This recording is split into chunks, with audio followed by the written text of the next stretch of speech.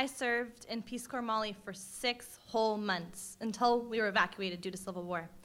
But 6 months is plenty of time to fall in love with a country's music, a country's people, a country's food.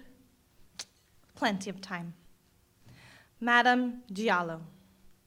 Madame Diallo was the meanest, strongest, biggest person I've ever met in my life. She was, I don't know, in my brain she was 8 feet tall, super broad shoulders, immaculate braids, wore the most amazing clothing. She was scary as hell. She was also pretty mean.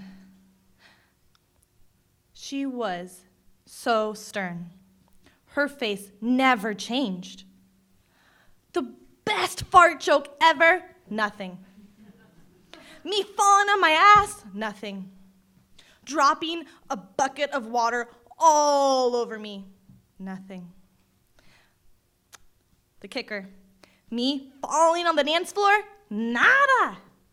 Whew, this woman, she was hard to crack. But even though she scared the bejesus out of me, I had to report to her 7:15 a.m. every single morning if I wanted a place in community health. She would yell at me in Bambara, even though I didn't really understand it, because I didn't know French, which then meant I couldn't understand the Bambara that she was telling me to speak with in French. It didn't make very much sense. And then she would yell at me for not eating fast enough, which actually did mean I couldn't get anything to eat because I wasn't eating fast enough. So I guess her lessons were good. But pretty much, she scared me so much.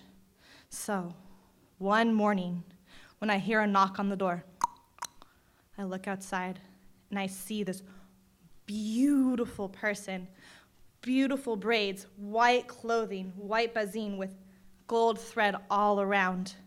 I go, oh shit, what did I do? My heart starts to race. My shoulders start to tense. I'm like,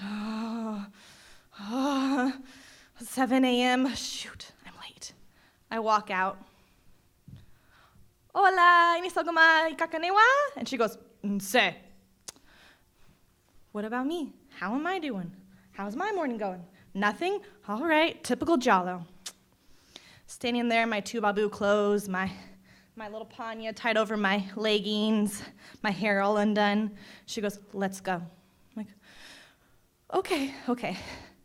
Her and the doctor, all clad in white, get on their little white motorbike. I follow them on my Peace Corps bicycle in my tie-dye skirt, my hair flying up a dirt road about 5 miles.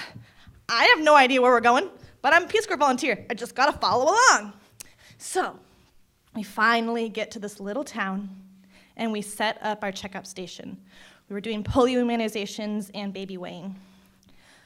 After about, a short 3 hours of waiting, mothers finally kept coming and sort of replaced our companions of chickens and children. Finally, we had some people. And Madame Diallo, in her typical way, was just scolding every mother that came up. She'd just be like, you're late. Your baby's too thin. He doesn't eat enough. Stop feeding him tea.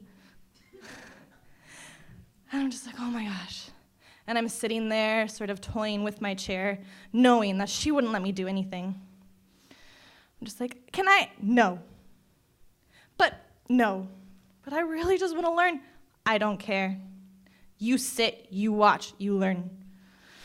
Okay, yes, madame. Until this woman, pink t-shirt, about 4 feet tall, curly gray hair, no teeth, comes up and whispers in this beautiful African woman's ear. In a dialect I don't understand. I wonder what she said. But anyways, I piques my interest.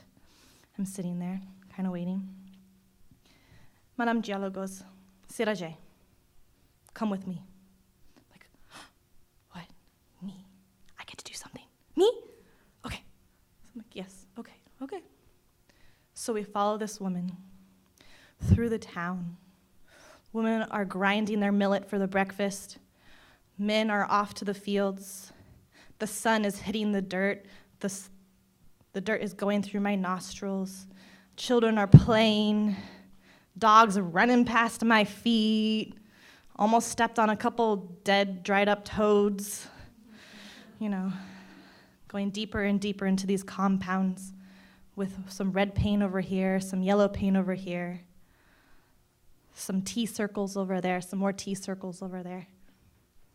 And it's getting nearer and nearer, less and less people. I'm getting a little bit more nervous. What is going on?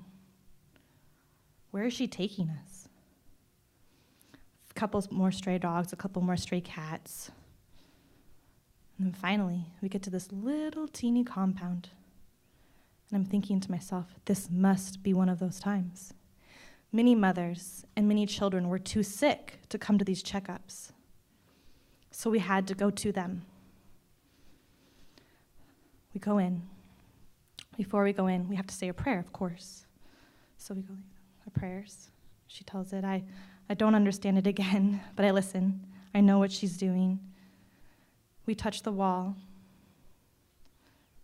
one after each person, so 1, 2, 3, and we walk in. A tattered green blanket, a tin cup of water, a little baby, the smallest baby I've ever seen in my life. Yellowing hair, bulging belly, red bumps everywhere. He's breathing, but not very well. He was just so small. And then this amazingly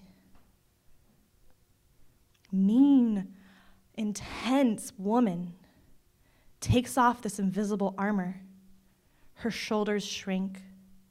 Her glare softens. Her body just relaxes.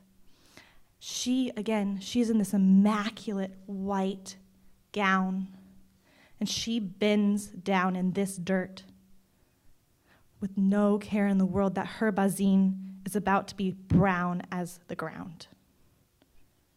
She picks up this little baby. She puts it in her arms, and she starts to sing. She sings. She sings. Then she kisses him on the forehead, which nobody else would do. They wouldn't touch him. He obviously was infected. He obviously was sick. Why would you touch this little baby? But no, she didn't care. She saw that love.